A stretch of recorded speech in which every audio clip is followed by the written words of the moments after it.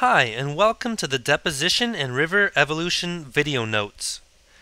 As you view these notes, write down the words you see in red on your handout, and then complete the questions sheet when you are done.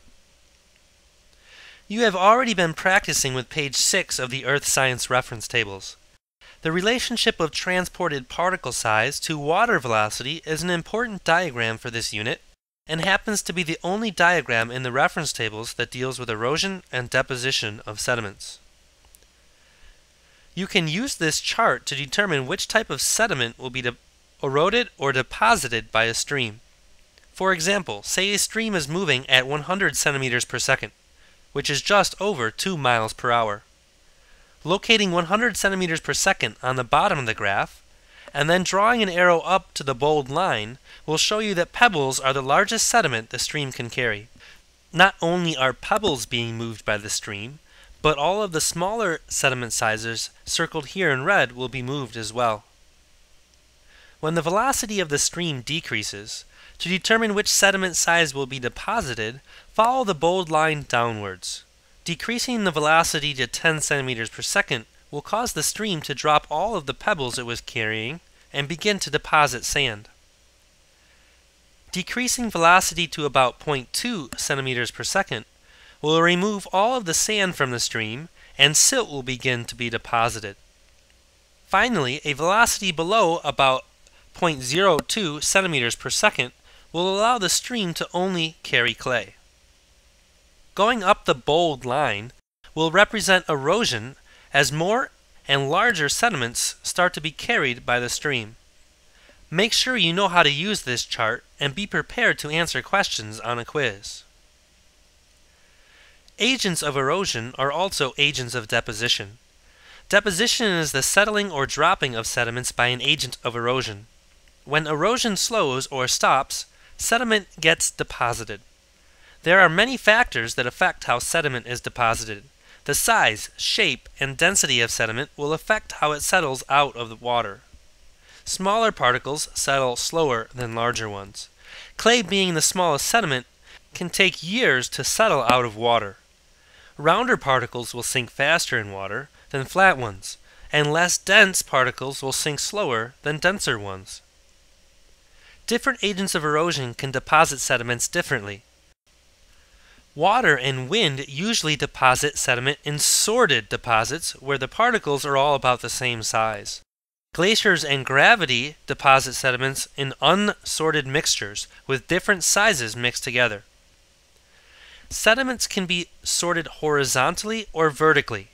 Horizontal sorting, shown in the top diagram, occurs when a faster moving stream enters a lake or the ocean. The faster moving stream can carry many different sized particles mixed together. As it enters the calm, still water of a lake, the stream slows down and loses its ability to carry the larger, heavier particles, and they get deposited first. The stream continues to slow down and deposit the next smaller size sediment a little further away from the shoreline. This pattern continues until all of the sediment is deposited horizontally from side to side. Vertical sorting of sediment by size can also occur. Think of a landslide of sediment falling into a lake. A mixture of sizes that fall into the water will start to separate as they settle to the bottom. The largest ones, being the heaviest, will sink the fastest, creating a vertically sorted deposit with the largest on the bottom and the smallest on the top. One of the most important depositional features of a river is a delta. When a river carrying sediment enters a lake or ocean, it slows down, spreads out, and deposits its sediment in a fan-shaped delta. The delta pictured here is the Nile River Delta in Egypt, and can easily be seen by the green vegetation that covers it. Streams and rivers don't always look the same. They change how they look through the process of stream evolution. In the early, youthful stages of a stream, most of the energy is used to erode a narrow V-shaped valley. A youthful stream has a steep slope and many abrupt changes in elevation, resulting in waterfalls and rapids. Further down the stream, more water from other streams and from groundwater increases the size and discharge. As the stream grows larger and becomes flatter, it begins to shift its course in a series of bends and turns called meanders. In shifting from side to side, the stream carves a wider valley. During times of flooding, the stream may flow out onto the wider valley and deposit sediments, forming a floodplain and levees. Levees are natural ridges on the side of a river. A mature river will have a broad valley with many meanders and oxbow lakes. Moving left to right on this slide, you will see a youthful river turning into a mature river. Floodplains are developed over time due to flooding of a river. When a river floods, it deposits large amounts of sediment which form a flat plain around the river channel. As a river cuts down into its floodplain, it leaves the earlier floodplain at a higher elevation. These higher, narrow strips of land were once the river's floodplain and are now called terraces.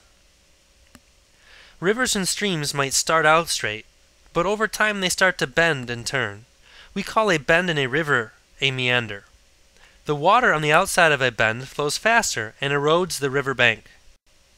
The water on the inside of a bend flows more slowly and deposits sediment in a point bar. Over time, the meanders can grow larger and larger and even be cut off from the main part of the river. The abandoned part of the river can create a pool of water known as an oxbow lake. This slide shows a mature river with many meanders, point bars, oxbow lakes, and a wide floodplain. The area of land drained by one stream is called a watershed or drainage basin. An example is shown on this slide. As rivers vary in size, so can watersheds. A watershed can be as small as the room you are in, or can cover a large portion of a continent, such as the area drained by the Mississippi River and all of its tributaries. A smaller stream that flows into a larger one is called a tributary.